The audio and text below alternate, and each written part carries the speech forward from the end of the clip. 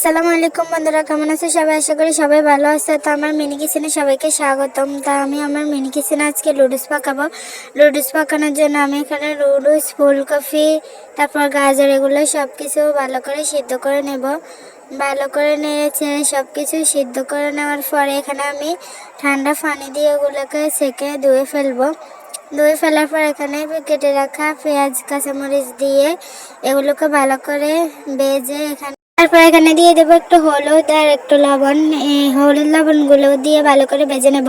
ভেজে নেওয়ার পর এখানে দিয়ে দেবো ধুয়ে রাখা লুডুস সবজিগুলা দিয়ে ভালো করে এগুলাকে ভেজে ছেড়ে নেব। ভালো করে এগুলোর সাথে মিশিয়ে নেব। নেওয়ার পরে এখানে আমি নুডলসের মশলা দিয়ে দেব। কিছুটা পরিমাণ নুডলসের মশলা দিয়ে দেব। নুডলসের মশলাগুলো দিয়ে ভালো করে আবার নেড়ে চেড়ে সব কিছুর সাথে মিশিয়ে নেব। মিশিয়ে নেওয়ার পর এখানে আমার একটু পর পর আগুনগুলো নিভে যাইতেছে, বাতাস হইতেছে, তো এই জন্য তো আমি ধনিয়া পাতা দিয়ে পরিবেশন করব নামানোর আগে। এই দেখুন আমার লুডুসের ফাইনাল লুক। কেমন হয়েছে অবশ্যই কমেন্টে